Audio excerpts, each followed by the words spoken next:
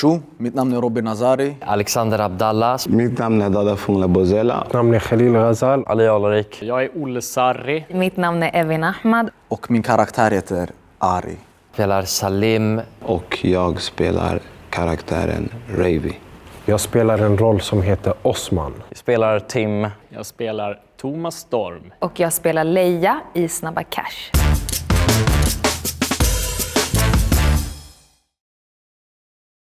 Rolig, mäktig och viktig. Det var mycket Ben och Jerrys, så det är ett ord. Eller jobbigt, och mitt andra ord är Ben och Jerrys. Och tredje ordet är nya vänner. Galen. Rolig. Och minnesvärd. Är det ett ord? Rapp, rå, tragedi. Innan Snabba Cash så höll jag mycket på med musik, som jag vanligtvis gör. Typ det enda jag gör. Jag jobbar som professionell skådespelare på både teater och tv och film i Sverige.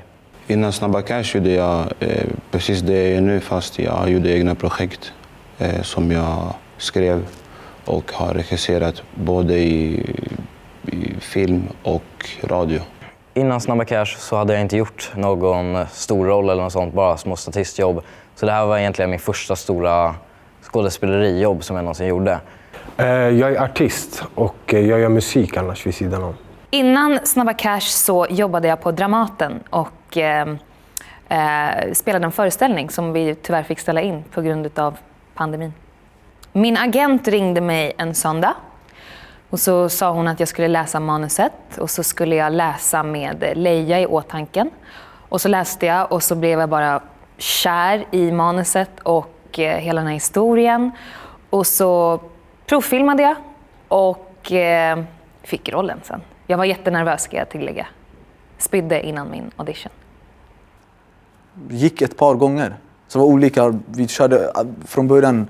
Någon var Ravi, någon var Salim. Och så bara gick det runt så tills att rollerna landade. Jag jobbade med Riksteatern, så jag turnerade runt i Sverige. Och så hörde casting director Johannes av sig och sa: skulle du kunna tänka dig raka av dig mustaschen? Jag bara, fan är det för fråga? Klart jag rakar av mig mustaschen för den här rollen. Jag skulle till ett möte och pitcha in en idé som jag har hållit på med länge. Och där träffade jag på Robin Nazari, som också är en av våra karaktärer. Han spelar Ari och han tipsade mig om Snabba Cash Edition. Så då gick jag dit och så sa jag: kungen är här. Vi försökte ju alltid avdramatisera det lite, just för att det var så verkligt många gånger.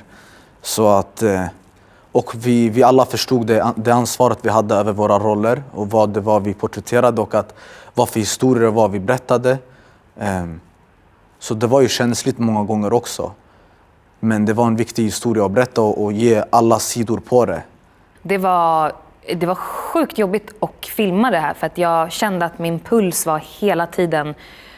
Den slog så snabbt så att jag var tvungen att ta betablockerare för att jag var så stressad och situationerna kändes verkligen så på riktigt och var ganska obehagliga.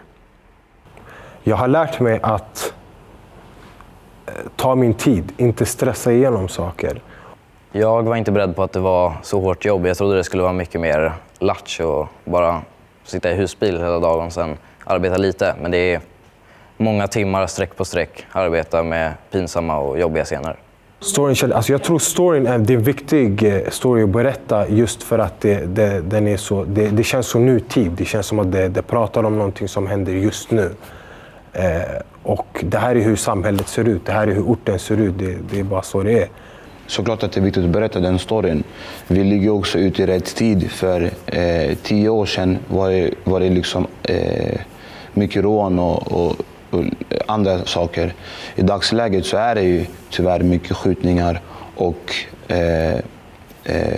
liksom företagare och de som har bolag gör ju precis det som Thomas Storm gör. Och så vi ligger liksom ute i rätt tid och berättar hur verkligheten ser ut idag. Jag tycker den är jätteviktig. Det är aktuella ämnen som vi behöver prata om och ge en bild av och porträttera genom konst. Så som konstnär så tycker jag att det är superviktigt att starta en diskussion och visa en bild. Sen så kan man diskutera om det är verklighet eller inte, men det är inte intressant, utan vi ger en bild av verkligheten och det är viktigt att prata om det som händer nu i Sverige. Den mest relaterbara scenen var nog när jag och Salim satt i hans rum och han lärde mig hur vapnet fungerar. För det symboliserar för mig i alla fall, Ari, en osäker ung pojk som har väldigt mycket energi men inte vet vart den vill lägga den och vill se ut på ett visst sätt och vill visa fram fötterna och kanske känna sig i ett sammanhang. Han kärleksförklarar att han älskar henne och hon bara stänger dörren på henne. Den känns väldigt äkta och det känns som att jag och Edvin hittade något där som var väldigt rått och äkta. Jag var tvungen att hitta mig själv i karaktären redan från början. Så att Ari var en version av mig som jag någon gång har varit. Men i andra sammanhang. Så att det är mycket från kanske en ung, vilsen, lite osäker kille som jag tar med mig och där en vill bli älskad. Jag har väldigt lätt till det, just sårbarheten och känsligheten, för att jag har det väldigt mycket själv, så att det flyttade jag över till Salim. Just när jag första gången jag läste manuset om liksom Ravi, så bollade jag väldigt mycket med både Oscar och Jesper och liksom Måns. Då förstod jag liksom att han var en ledare och hade det här ledarskapet in sig, vilket jag också själv har. Jag tar nog alltid med mig själv i alla de karaktärer jag spelar på olika sätt. Men jag tar nog med mig det här med att navigera i olika världar. Jag är själv uppvuxen i en förort och jobbar i en kulturvärld. Så att jag känner igen det här med att navigera mellan två olika världar. Jag har nog hämtat mer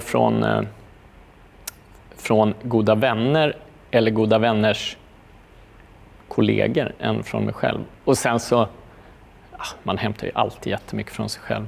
De saker jag kunde härma ur mitt riktiga liv försökte jag väl på något sätt att ta in i min karaktär. Men stora delar av Tim har inte jag upplevt då, som att bli uppsläppad på hustak och mordhotad och mycket mer. Första inspelningsdagen, som inte var en riktig inspelningsdag utan bara ett test, så fick jag veta av Alexander Abdallah som spelar Salim att man har alltid en liten mikrofon på sig. Och då berättade han för mig att jag skulle tänka på det, att de hör ju allt man gör, allt man pratar om och när man ska gå på toa. Så det var ett schysst tips att han sa det första dagen. Ayan som spelar Nala, hon hjälpte mig med att fräscha upp mitt ordförråd. Det var ett ord som jag tyckte var roligt. Jag tror hon säger det i avsnitt 6 när hon säger pippi. Och det är typ så här, vad fan. Egentligen så ska hon säga pippi och så ska jag säga ska. Det var något jag lärde mig. Det var kul. Jag fick lära mig vad kaniner betydde. Vad betyder det? Miljoner.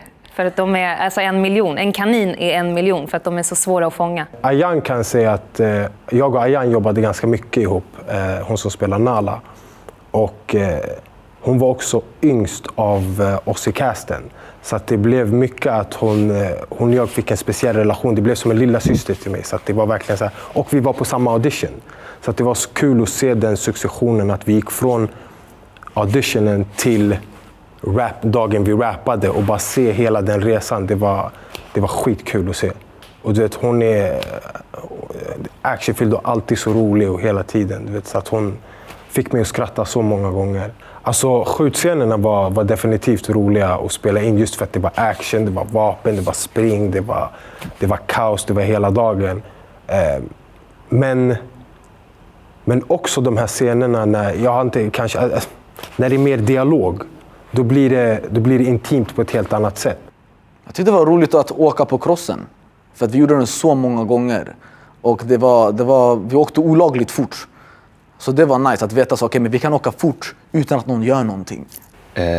The final scene, skogsscenen med Salim och Ravi.